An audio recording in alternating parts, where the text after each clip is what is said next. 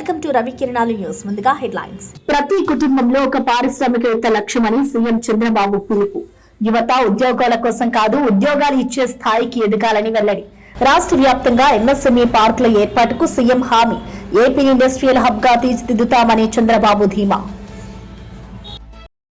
Medical కాలేజీల ప్రైవేటీకరణపై పేర్ని నాని ఆగ్రహం. ప్రజా వైద్యం డబ్బు ఆధారంగా మారుతుందని పేర్ని వ్యాఖ్య. ప్రభుత్వ వైద్య సేవల ప్రైవేటీకరణను వెంటనే ఉపసంహరించాలని డిమాండ్. పేదల ఆరోగ్య హక్కును రక్షించమని ప్రభుత్వానికి హెచ్చరిక.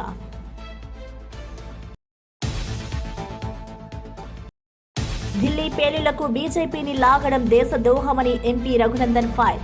జాతీయ భద్రతపై రాజకీయాలు సిగ్గుచేటు అని ఎంపీ ఆగ్రహం. నిందితులపై కఠిన చర్యలకు కేంద్రానికి మద్దతు. ప్రజలు తప్పుడు ప్రచారాలకు లొంగొద్దు అని రఘునందన్ హెచ్చరిక. గంజాయి నిర్మూలించాం, ఇప్పుడు డ్రగ్స్ పై యుద్ధం చేస్తున్నామన్న మంత్రి అనిత. పాయికరావుపేటలో డ్రగ్స్ వ్యతిరేక సైకిల్ ర్యాలీ. యువత డ్రగ్స్ కు దూరంగా ఉండాలని అనిత పిలుపు. విద్యా సంస్థల్లో అవగాహన కార్యక్రమాలు బలోపేతం చేస్తామని హామీ. జాగృతితో పెట్టుకున్న వారికి ఇబ్బందులు తప్పవు అని కవిత హెచ్చరిక. నల్గొండలో మాతా శిశు కేంద్రాన్ని సందర్శించిన ఎమ్మెల్సీ. ఆసుపత్రిలో వసతుల కొరతతో సిబ్బంది ఇబ్బంది పడుతున్నారని వ్యాఖ్య. ప్రతిపక్షం జాగృతి పేరుతో అబద్ధ ప్రచారం చేస్తుందని కవిత ఫైర్. ప్రతి కుటుంబంలో ఒక పారిశ్రామికవేత్తగా ఎదగాలనే దిశగా ప్రభుత్వం చర్యలు తీసుకుంటుందని సీఎం నారా చంద్రబాబు నాయుడు తెలిపారు. ఉద్యోగం కోసం ఎదురు చూడకుండా ఉద్యోగాలు ఇచ్చే స్థాయికి యువత ఎదగాలి అని పిలుపునిచ్చారు. రాష్ట్రంలోని ప్రతి నియోజకవర్గంలో ఎంఎస్ఎంఈ పార్కులు ఏర్పాటు చేస్తామని తెలిపారు. పారిశ్రామికవేత్తలకు అవసరమైన సదుపాయాలు, ఆర్థిక సహకారం అందించేందుకు ప్రభుత్వం కట్టుబడి ఉందని పేర్కొన్నారు. యువతలో నైపుణ్యాభివృద్ధి, పరిశ్రమల విస్తరణ ద్వారానే రాష్ట్ర ఆర్థిక బలపడుతుందని అన్నారు. ఆంధ్రప్రదేశ్ను పరిశ్రమల కేంద్రంగా తీర్చిదిద్దుతామని సీఎం స్పష్టం చేశారు. శక్తి వస్తుందని ఆ రోజు నేను చెప్పాను. ఐటీకి ప్రాధాన్యత ఇమ్మన్నాను. నన్ను నమ్మి చదివించిన వాళ్ళు ఇక్కడ మన ప్రాంతంలోనే కాకుండా హైదరాబాద్, బెంగళూరు, చెన్నై, దేశం మొత్తం ఉద్యోగాలు వచ్చాయి. విదేశాల్లో ఉద్యోగాలు వచ్చాయి. వీరందరినీ చూస్తే నేను గర్వపడుతున్నా. అందరికంటే ఎక్కువ తలసరి ఆదాయం సంపాదించే వ్యక్తులు తెలుగు జాతి అని చెప్పడానికి నేను గర్వపడుతున్నా.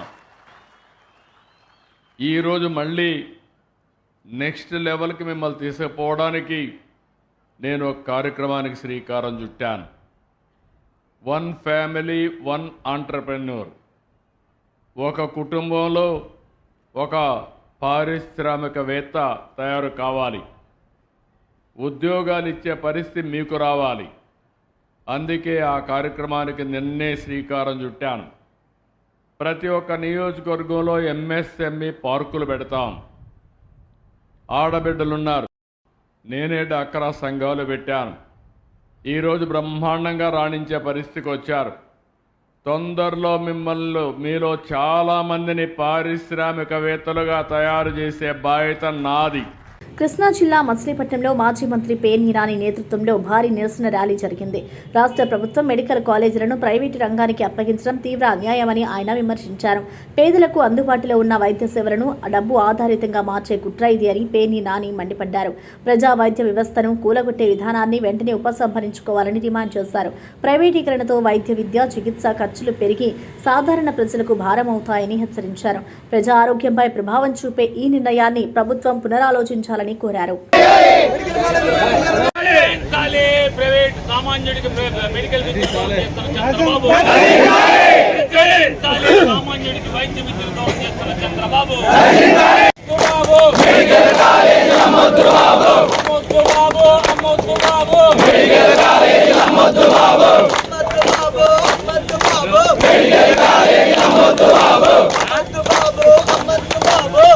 రాజ్యం ఇదే విరాజ్యం, దొంగల రాజ్యం, దోపిడీ రాజ్యం, అరే దొంగల రాజ్యం, దోపిడీ రాజ్యం, ఇదే విరాజ్యం, ఇదే విరాజ్యం, అరే దొంగల రాజ్యం, దోపిడీ రాజ్యం, ఇదే విరాజ్యం, ఇదే విరాజ్యం. విజయనగరం జిల్లా గజపతి నగరంలో ప్రభుత్వం తీసుకున్న మెడికల్ కాలేజీల ప్రైవేటీకరణ నిర్ణయానికి వ్యతిరేకంగా పెద్ద ఎత్తున నిరసన ర్యాలీ జరిగింది. మాజీ ఎమ్మెల్యే బొత్స అప్పల నరసయ్య ఆధ్వర్యంలో అంబేద్కర్ విగ్రహం నుండి తహసీల్దార్ కార్యాలయం వరకు నినాదాలతో ర్యాలీ కొనసాగింది. విద్యార్థులు, వైద్య సిబ్బంది, ప్రజా సంఘాల ప్రతినిధులు పెద్ద సంఖ్యలో పాల్గొన్నారు. ప్రైవేటీకరణ వల్ల సామాన్య ప్రజలకు వైద్యం అందుబాటులో ఉండదు అని నినాదాలు చేశారు. ప్రభుత్వ వైద్య వ్యవస్థను బలహీనపరిచే ఈ చర్యను ప్రజా వ్యతిరేక నిర్ణయంగా ఖండించారు. ప్రజల ప్రాథమిక హక్కు అయిన ఆరోగ్యాన్ని రక్షించాలని ర్యాలీ ముగిసింది.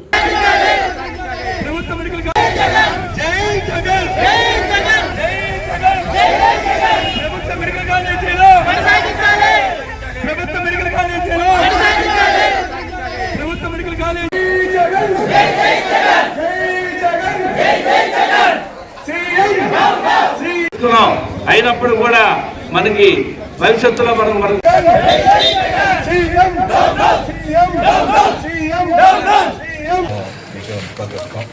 ఈ ప్రభుత్వానికి ఏమో మా తాలూకు ఆకాంక్షని ప్రజల తాలూకు ఆకాంక్షని తెలియచేయండి.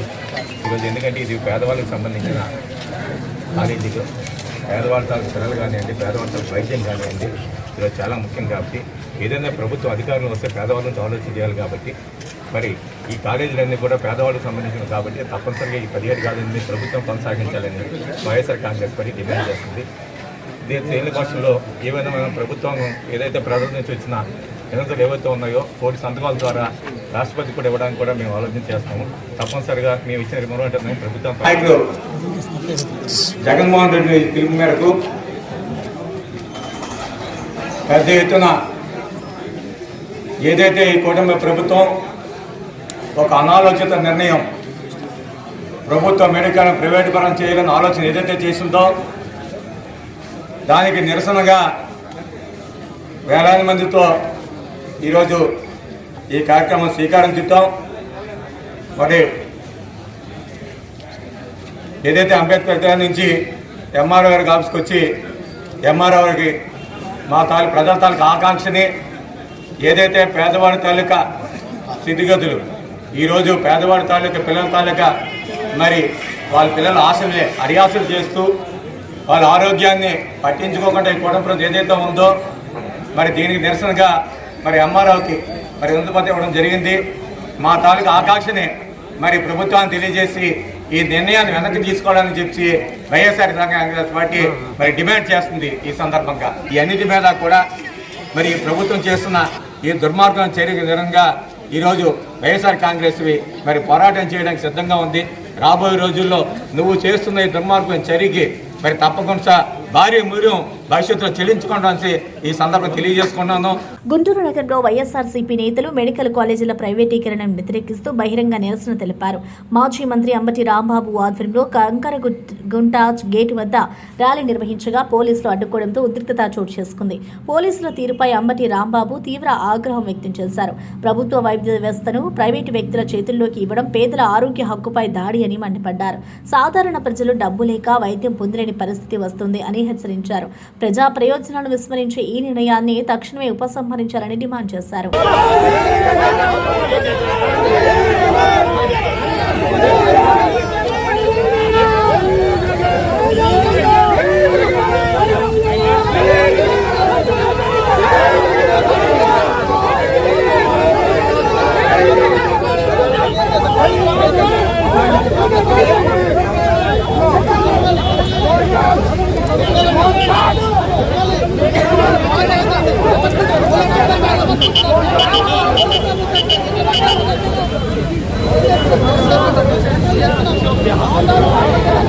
జై జై జగన్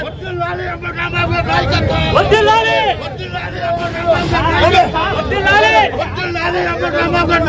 వద్దులాలి వద్దులాలి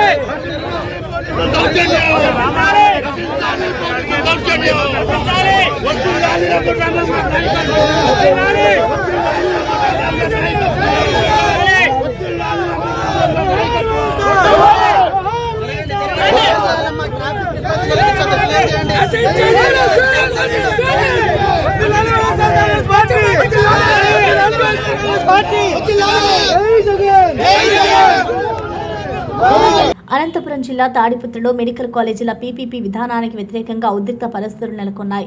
మాజీ ఎమ్మెల్యే కేతిరెడ్డి పెద్దారెడ్డి ఆధ్వర్యంలో యాడికిలో నిరసన ర్యాలీకి బయలుదేరగా పోలీసులు ఆయనను స్వగృహం వద్ద అడ్డుకున్నారు. దీనిపై పెద్దారెడ్డి ఆగ్రహం వ్యక్తం చేస్తూ ప్రజల హక్కులను అణగదొక్కే విధంగా ప్రభుత్వం వ్యవహరిస్తుందని తీవ్రంగా విమర్శించారు. ప్రజా వైద్య వ్యవస్థను ప్రైవేటీకరించడమే పేదలకు వైద్యం దూరం చేయడమని మండిపడ్డారు. ప్రజల ప్రాణాలపై ప్రయోగాలు చేసే ఈ ప్రభుత్వానికి మేము తలవంచామని హెచ్చరించారు. తాడిపత్రిలో కొంతసేపు పరిస్థితి ఉధృతంగా మారింది. అనే దానిపైన ఆ ప్రోగ్రాంకు నాకు తాడిపత్రిలో పర్మిషన్ ఇవ్వండి అని అడగడం జరిగింది. అందులో భాగంగా రాత్రి 10:30కు మీరు ఎనీ మండల్ ఎక్కడన్నా కానీ ప్రోగ్రాం చేసుకోవచ్చని స్టేషన్ ఆఫీసర్ అయినటువంటి సిఐ గారు నాకు మేలు పెట్టడం జరిగింది. ఎట్లా ఇప్పటికిప్పుడు చెప్పి మీరు మేలు పెడితే నేను ఏ విధంగా నేను మా కార్యకర్తలకు కానీ వైఎస్ఆర్సీపీ నాయకులకు కానీ తెలియజేసేదంటే మీరు మెసేజ్ గుండా తెలియజేసి మీరు ప్రోగ్రాం పెట్టుకోండి అని చెప్పడం కూడా జరిగింది. అక్కడ ఉండేటువంటి యాడికి సిఐ గారు మీకు పర్మిషన్ ఉంటే చెప్పండి, లేకపోతే లేదంటే తిరిగి నేను టౌన్ సిఐ గారికి ఫోన్ చేసి సార్ ఈ విధంగా యాడికి సిఐ గారు చెప్తారు ఎట్లా నేను అని చెప్తే ఆయన నేను ఏఎస్పీ గారితో ఫోన్ చేయిస్తా మీరు పోండి అని చెప్పినారు. మళ్ళీ ఆయనే నాకు ఫోన్ చేసి ఏఎస్పీ గారు ఫోన్ చేసి యాడికి సిఐ గారికి చెప్పడం జరిగింది మీరు పోండి 9 గంటలకు ఇక్కడ నుండి అని. నేను పైన నుండి కిందికి దిగొచ్చేలకు పోలీస్ అధికారులు నన్ను అడ్డుకోవడం జరుగుతుంది. మీ ఫ్యామిలీ మెంబర్లు తప్ప ఎవరన్నా పోయే ప్రోగ్రాం చేయండి అని. అంటే ఈ రాష్ట్రంలో తాడిపత్రి కాన్స్టిట్యున్సీలో నేను ఎక్స్ఎమ్మెల్యేని కాదా? నేను ఎక్స్ఎమ్మెల్యేని కాబట్టి నేను ఇక్కడ ప్రోగ్రాం చేసే హక్కు నాకుంది. మా నాయకుడు జగన్మోహన్ రెడ్డి గారి ఆదేశాల మేరకు ఈ ప్రోగ్రాం ఖచ్చితంగా నన్ను కంటెస్ట్ చేయమని వాళ్ళు చెప్పడం జరుగుతుంది. నేను కూడా చేయడానికి కూడా సంసిద్ధంగా ఉన్నాము. అందరికి కూడా మెసేజ్ పెట్టి యాడికి రమ్మని చెప్పడం కూడా జరిగింది పొద్దున్నే. తీరా నేను 9 గంటల కిందికి దిగొచ్చి పోదామనుకునే లోపలనే వచ్చి మీరు పోయే కాదు, నీకు ల్యాండ్ ఆర్డర్ ప్రాబ్లం ఉంది, నీకు ప్రాణహాని ఉంది, అందువల్ల నువ్వు పోయే కాదు అంట. ఎవరి వల్ల నాకు ప్రాబ్లం ఉందనేది చెప్తే అది చెప్పలేకున్నారు ఆఫీసర్. అంటే సర్టన్ ఆఫీసర్కు ఏదన్నా ల్యాండ్ ఆర్డర్ ప్రాబ్లం ఉన్నా ఇంకోటి ఉన్నా కూడా ఆ అధికారులు మాత్రము రక్షణ కల్పించాలా తప్ప అందరినీ ఇళ్లలో కూర్చోపెట్టే సంస్కృతి రాష్ట్రంలో ఎప్పుడూ లేదు. చంద్రబాబు నాయుడు ప్రభుత్వం వచ్చిన తర్వాత అధికారులు వాళ్ళ ఉనికి కోసమో లేకపోతే ఇక్కడ ఉన్నటువంటి ఎమ్మెల్యేనో లేకపోతే మున్సిపల్ చైర్మన్ మెప్పు కోసమో నన్ను ఇక్కడ కూర్చోపెట్టడం జరుగుతుంది. అయ్యా దయచేసి మీరు పంపియండి, లేకపోతే పేపర్ రూపకంగా ఇవ్వండి. నేను ఇంతవరకు దాదాపు 1.5 సంవత్సరం నుండి నేను మిమ్మల్ని ప్రతిసారి కూడా పేపర్ రూపకంగానే పర్మిషన్ అడుగుతాండా, మీరు రిజెక్ట్ చేస్తే అవి తీసుకుని ఉంటాండా అని కూడా చెప్పడం జరుగుతుంది. ఇప్పుడు కూడా నేను పేపర్ రూపకంగా వాళ్ళు ఇస్తే నేను దీన్ని ఉపసంహరించుకుంటా తప్ప ఎట్టి పరిస్థితుల్లో నేను పోయేదానికి నేను ప్రయత్నం చేస్తానే ఉంటా. వాళ్ళు ఏమన్నంటే అక్రమ కేసులు 2019లో నేను ఓడిపోయినప్పుడు చాలా మంది నన్ను హేళన చేశారు, కానీ నేను దాన్ని సవాలుగా తీసుకున్నాను అని మంత్రి నారా లోకేష్ అన్నారు. జీవితంలో ఎన్నో కష్టాలు ఎదుర్కొన్నా ప్రజల విశ్వాసమే తన విజయానికి కారణమని తెలిపారు. మొన్న జరిగిన ఎన్నికల్లో రాష్ట్ర చరిత్రనే అత్యధిక మెజారిటీతో గెలవడం ప్రజల ఆశీర్వాదం వల్లే సాధ్యమైంది అని అన్నారు. ప్రజల కోసం చేసిన సేవ ఎప్పుడూ వృధా కాదని లోకేష్ వ్యాఖ్యానించారు. యువతకు అవకాశాలు కల్పించడం, అభివృద్ధి పనుల్లో పారదర్శకత తెచ్చడం తన లక్ష్యమని చెప్పారు. ప్రజా ఆశీర్వాదం కొనసాగాలంటూ కృతజ్ఞతలు తెలిపారు. 85 I lost. A lot of people made fun of me, but I didn't care. I said my goal is set. I am going to go about achieving it. 5 years I worked hard. I didn't leave it. And 2024 I won it with one of the highest majority in Andhra Pradesh history. Life is not fair, but then keep at it. Only if you work hard, you can achieve the targets that you set yourself out to achieve. Medaram జాతరకు చేరుకున్న మంత్రులు పొంగులేటి శ్రీనివాసరెడ్డి, సీతక్క, వాకిటి శ్రీహరి, సమ్మక్క సారళమ్మలకు ప్రత్యేక పూజలు నిర్వహించారు. ఈ సందర్భంగా రాష్ట్ర అభివృద్ధి, ప్రజల సంక్షేమం కోసం దేవతల ఆశీర్వాదం కోరారు. అనంతరం మంత్రులు జాతర ప్రాంతంలో జరుగుతున్న అభివృద్ధి పనులను పరిశీలించి అధికారులతో సమావేశమయ్యారు. రోడ్లు, విద్యుత్, తాగునీరు, భద్రతా ఏర్పాట్లపై సమీక్ష జరిపి వేగంగా పూర్తి చేయాలని సూచించారు. మేడారం జాతర ప్రపంచానికి తెలంగాణ సాంస్కృతిక ప్రతీక అని పేర్కొన్నారు. ప్రభుత్వ స్థాయిలో అన్ని వసతులు కల్పిస్తున్నామని తెలిపారు.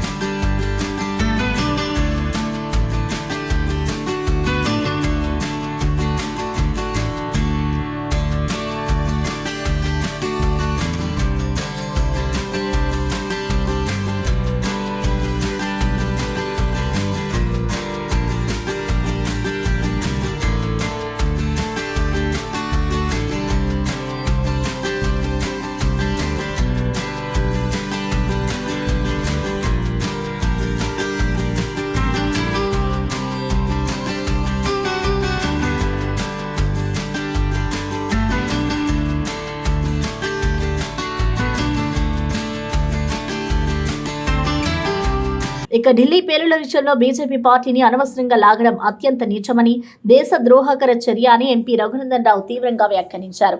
జాతీయ భద్రత వంటి సున్నితమైన విషయాల్లో రాజకీయ లాభం కోసం తప్పుడు ప్రచారం చేయడం సిగ్గుచేటని ఆయన అన్నారు.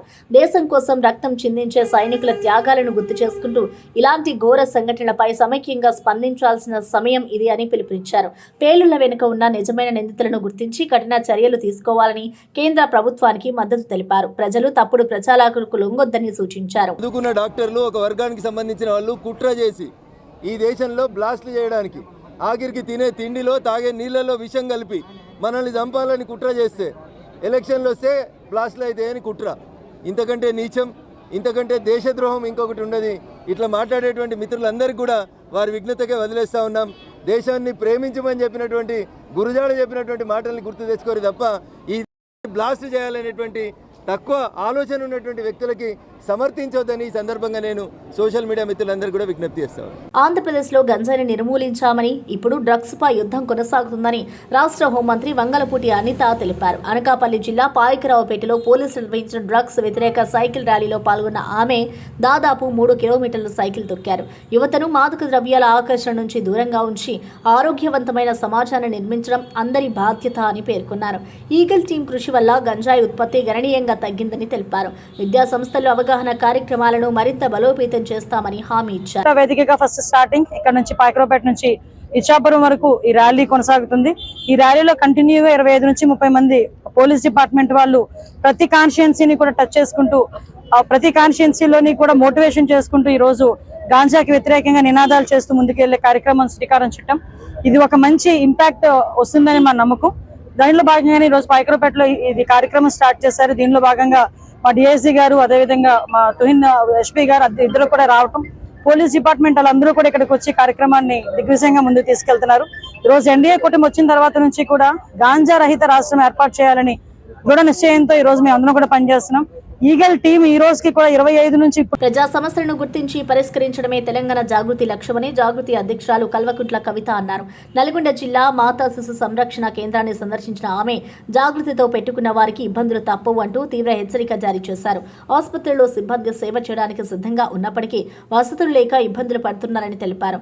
జిల్లాల్లో ప్రతిపక్షం లేకపోవడంతో అధికార పార్టీ నేతలు, అధికారులు ఇష్టారాజ్యంగా వ్యవహరిస్తున్నారని ఆగ్రహం వ్యక్తం చేశారు. కాంగ్రెస్ తో పాటు ప్రతిపక్ష పార్టీలు జాగృతిని విమర్శించడమే పనిగా పెట్టుకున్నాయని కవిత తీవ్ర వ్యాఖ్యలు చేశారు.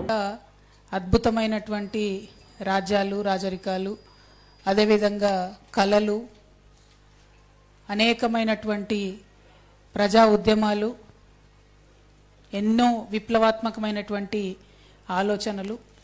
ఒకప్పుడు ఉమ్మడి నల్గొండ జిల్లా అంటే అసలు బౌద్ధానికి, అదేవిధంగా జైనానికి, అదేవిధంగా అద్భుతమైన ఆలోచన సరళికి పేరుగా ఉండేది. ఒకప్పుడు ఉమ్మడి ఆంధ్రప్రదేశ్లో మేము ఇక్కడికి వచ్చి కొట్లాడేది, మా దగ్గర దొరికినాయన్నీ కూడా మీరు గుంటూరు మ్యూజియంకి తరలించకపోయినరు, మా దగ్గర ఉన్నటువంటి చరిత్రనంతా గుంటూరుకి తీసుకుపోయినరు, అవన్నీ వెనక్కి ఇవ్వాలని చెప్పి మేము ప్రెస్ మిత్రులను చూస్తుంటే జూనియర్స్ కూడా చాలా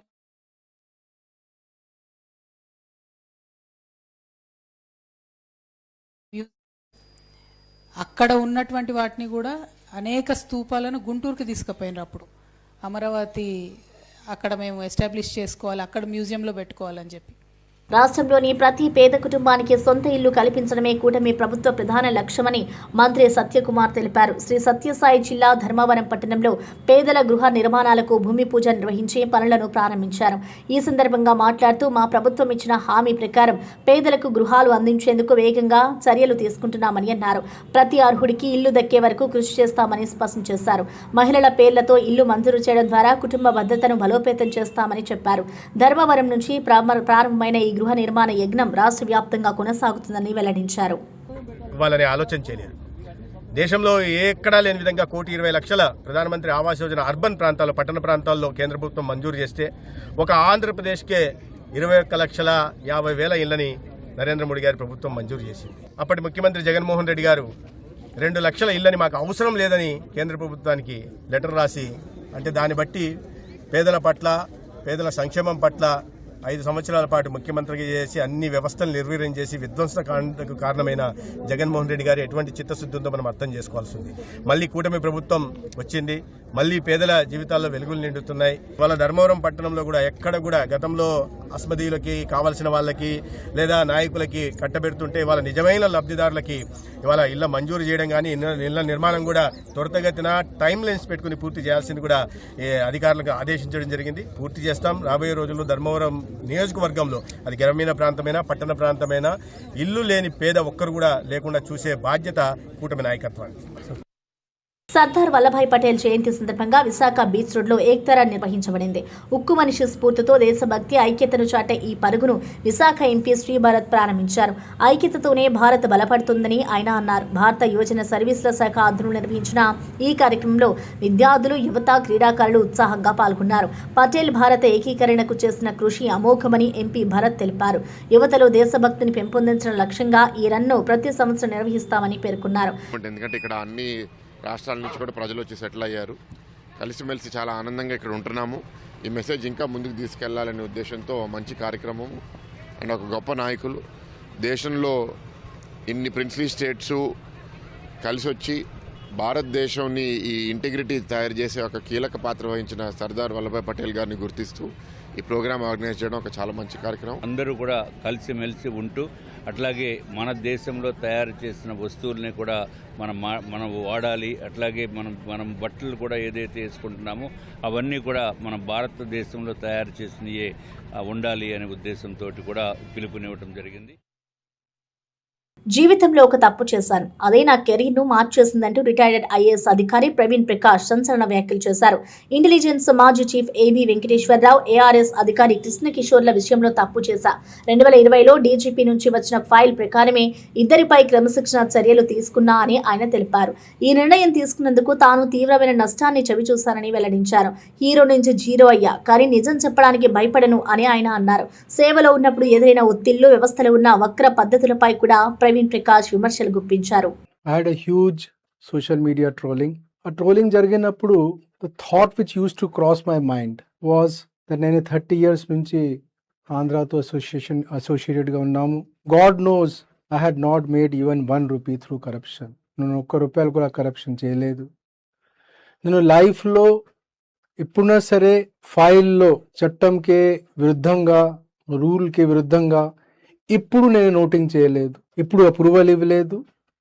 నా సబార్డినేట్స్కి, జూనియర్ ఆఫీసర్స్కి ఇప్పుడు నేను చట్టంకి అతీతంగా మీ పని చేయండి ఎప్పుడు చెప్పలేదు.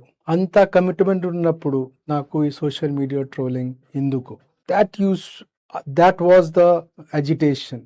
ఆ మెంటల్ అజిటేషన్, మెంటల్ అగోనీ ఏ లెవెల్కి పెరిగింది అంటే, నేను జూలై 1st వీక్లో విఆర్ఎస్ అప్లై చేశాం, గవర్నమెంట్ అప్రూవ్ చేసింది. నేను విజయవాడ నుంచి అక్టోబర్లో ఢిల్లీకి వచ్చాను. ఢిల్లీలో వచ్చిన తర్వాత ద లాస్ట్ 1 year కాన్స్టెంట్గా నేను ఆ ఇంట్రోస్పెక్షన్ చేసేవాళ్ళు. What did I do wrong? నేను ఏం తప్పు చేశాను? నేను 2000 నుంచి 2004 వరకు గుంటూరు, విజయవాడలో మున్సిపల్ కమిషనర్గా పనిచేశాను. ఆ ప్లేస్ నాకు ఎంత అడ్మిరేషన్ ఇచ్చింది, ఎంత లవ్ ఇచ్చింది, ఎఫెక్షన్ ఇచ్చింది, hero worshipping, admiration. Vijayawada, Guntur కాకుండా నేను ఎప్పుడైనా సరే హైదరాబాద్లో వెళ్ళినప్పుడు, లేదా ఢిల్లీలో ఉన్నప్పుడు, లేదా ఈవెన్ లండన్లో వెళ్ళినప్పుడు, న్యూయార్క్లో, వాషింగ్టన్లో, వన్స్ ఈవెన్ ఇన్ నియాగ్రాలో కూడా ఎప్పుడూ సరే ఈ ప్లేసెస్లో నాకు గుంటూరు నుంచి, విజయవాడ నుంచి ఎవరు, if somebody I use to meet, వాళ్ళు వచ్చి చాలా గర్వంగా, హ్యాపీగా నాతో కలిసేవాళ్ళు. వాళ్ళ ఐస్లో, వాళ్ళ ముఖంలో I was use to see those admiration, ఒక ఎఫెక్షన్, ఒక హీరో వర్షిప్పింగ్ లాగా ఒక ఫీలింగ్ నాకు కనిపించేవాళ్ళు. And that use to be my oxygen, that use to be my motivation to work harder. సడన్గా నేను ఏ తప్పు చేశాము, ఈ మొత్తం హీరో వర్షిప్పింగ్ ఒక విలన్ ట్రోలింగ్లో కన్వర్ట్ అయింది. I kept doing soul searching. Introspection చేసిన తర్వాత నాకు రియలైజ్ అయింది. ఐ రియలైజ్డ్ నేను వాళ్ళ ఎక్స్పెక్టేషన్కి, ఒక సమాజం నుంచి నాకు ఈ టైంలో ఉన్న ఎక్స్పెక్టేషన్కి నేను రీచ్ కాలేకపోయినాను. ఆ ఎక్స్పెక్టేషన్కి నేను రీచ్ కాలేకపోయినాము. ఆ టెస్ట్ నేను ఫెయిల్ అయినాం కాబట్టి ఆ హ్యూమిలేషన్ నాకు వచ్చింది, ఆ ట్రోలింగ్ నాకు వచ్చింది. What was my mistake? నేను ఏ తప్పు చేశాను? ఇయర్ 2020లో నేను గవర్నమెంట్ ఆఫ్ ఆంధ్రప్రదేశ్లో principal secretary, general administration department, which is responsible for establishment of IAS and IPS officer, ఆ పోస్ట్ నేను చేశాను. ఆ టైంలో నా దగ్గర ఒక ఫైల్ వచ్చింది ఫ్రమ్ DGP ఆఫీస్ నుంచి నా దగ్గర ఒక ఫైల్ వచ్చింది. The file was the DGP office recommended a disciplinary action, a framing of charges against additional DGP rank officer Shri ABV Venkateshwar Rao, 1989 batch IPS officer. A file చూస్తే ఫైల్లో ఉన్న charges, substance కానీ charges కానీ ఎట్లా ఉంది అంటే, face of it maybe not according to civil services conduct రూల్కి అతీతంగా కనిపించవచ్చు. బట్ మనం అందరికీ తెలుసు, మన దగ్గర ఉన్న సివిల్ సర్వీసెస్ కండక్ట్ రూల్లో చాలా ప్రొవిజన్స్ ఉన్నాయి. అది ఒక కోడిఫై ఉన్నాయి, కానీ నార్మ్లో కానీ ప్రాక్టీస్లో కానీ యాక్సెప్టబుల్. ఫర్ ఎగ్జాంపుల్, మా సివిల్ సర్వీసెస్ కండక్ట్ రూల్ ప్రకారం యాజ్ ఏ IAS ఆఫీసర్గా సపోజ్ నేను ఒక గవర్నమెంట్ వెహికల్కి ప్రైవేట్ పర్పస్ కోసం యూజ్ చేశామంటే I'm suppose to inform the government and pay X amount to treasury. నేను 30 years ఆంధ్రప్రదేశ్లో పనిచేశాను. మనం స్లోగా మనం డిస్కస్ చేసినప్పుడు మైండ్లో ఎట్లా మనం we have made our mind that 24/7 మనం గవర్నమెంట్ పని చేస్తాం కదా. మొబైల్లో ఎప్పుడైనా సరే అవైలబుల్గా ఉంటాము, ఐప్యాడ్లో అవైలబుల్గా ఉంటాము, ఎప్పుడైనా సరే వర్క్ గురించి ఆలోచన చేస్తూ ఉంటాం. కాబట్టి ఇప్పుడు government and private life mix అయిపోయింది, personal and professional life mix అయిపోయింది. సో నేను సినిమా థియేటర్లో ఉండొచ్చు, నేను మాల్లో ఉండొచ్చు, నేను ఒక టూరిస్ట్ స్పాట్లో ఉండొచ్చు. I'm on job.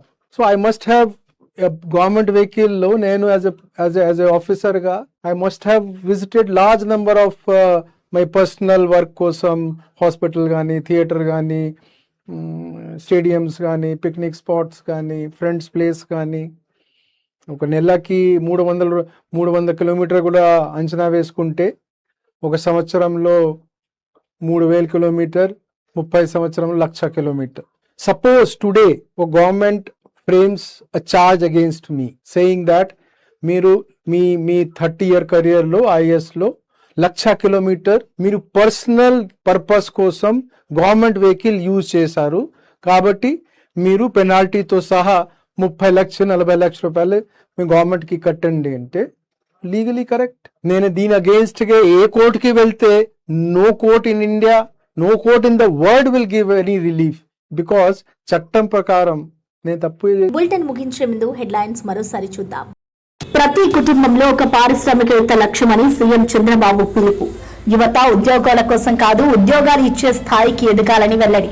రాష్ట్ర వ్యాప్తంగా ఎంఎస్ఎంఈ పార్కుల ఏర్పాటుకు సీఎం హామీ. ఏపీ ఇండస్ట్రియల్ హబ్ గా తీర్చిదిద్దుతామని చంద్రబాబు ధీమా. మెడికల్ కాలేజీల ప్రైవేటీకరణపై పేర్ని నాని ఆగ్రహం. ప్రజా వైద్యం డబ్బు ఆధారంగా మారుతుందని పేర్ని వ్యాఖ్య. ప్రభుత్వ వైద్య సేవల ప్రైవేటీకరణను వెంటనే ఉపసంహరించాలని డిమాండ్. పేదల ఆరోగ్య హక్కును రక్షించమని ప్రభుత్వానికి హెచ్చరిక.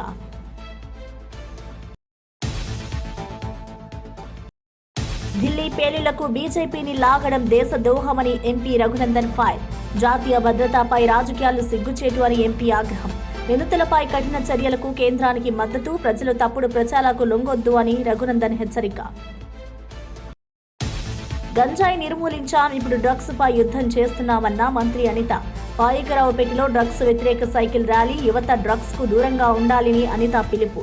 విద్యా సంస్థల్లో అవగాహన కార్యక్రమాలు బలోపేతం చేస్తామని హామీ. జాగృతితో పెట్టుకున్న వారికి ఇబ్బందులు తప్పవు అని కవిత హెచ్చరిక. నల్గొండలో మాతా శిశు కేంద్రాన్ని సందర్శించిన ఎమ్మెల్సీ. ఆసుపత్రిలో వసతుల కొరతతో సిబ్బంది ఇబ్బంది పడుతున్నారని వ్యాఖ్య. ప్రతిపక్షం జాగృతి పేరుతో అబద్ధ ప్రచారం చేస్తుందని కవిత ఫైర్. ఇవి బులెటిన్ అప్డేట్స్. చూస్తూనే ఉండండి రవి కిరణాలు న్యూస్.